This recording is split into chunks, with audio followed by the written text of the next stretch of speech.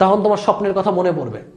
Always স্বপ্নকে মাথার মধ্যে মনে করবা যে হ্যাঁ আমার স্বপ্ন কি। মনে রাখবা তোমার সামান্য পরিমাণ গাফিলতি তোমার স্বপ্ন দেখে তোমাকে ছিটকে ফেলে দিতে পারে। তোমার স্বপ্ন দেখে তুমি যদি ছিটকে পড়ো, তুমি তোমার ফ্যামিলির জন্য কত বড় বার্ডেন হবা সেটা তুমি কল্পনাও করতে পারো না। আমি দেখি অনেক স্টুডেন্ট যারা অ্যাডমিশনে চান্স পায় না, এদের অবস্থা কি হয়, এরা অনেকে সেকেন্ড টাইমার দেয়, অনেকে প্রাইভেট ভার্সিটিতে পড়ে, অনেকের প্রাইভেট ভার্সিটিতে পড়ার টাকা পয়সা থাকে না। সায়েন্সের একটা সাবজেক্ট নিয়ে তুমি যখন প্রাইভেট ভার্সিটিতে পড়বা, তোমার 20 লাখ টাকা এমনি অটোমেটিক যাবে। এত টাকা একটা ফ্যামিলির পক্ষে অনেক সময় বেয়ার করা সম্ভব হয় না। ফ্যামিলিতে অনেক বিপদ আপদ আসতেই পারে, তাই না? সো তুমি কি তোমার ফ্যামিলির জন্য বার্ডেন হতে চাও? তুমি কি তোমার সোসাইটির জন্য বার্ডেন হতে চাও?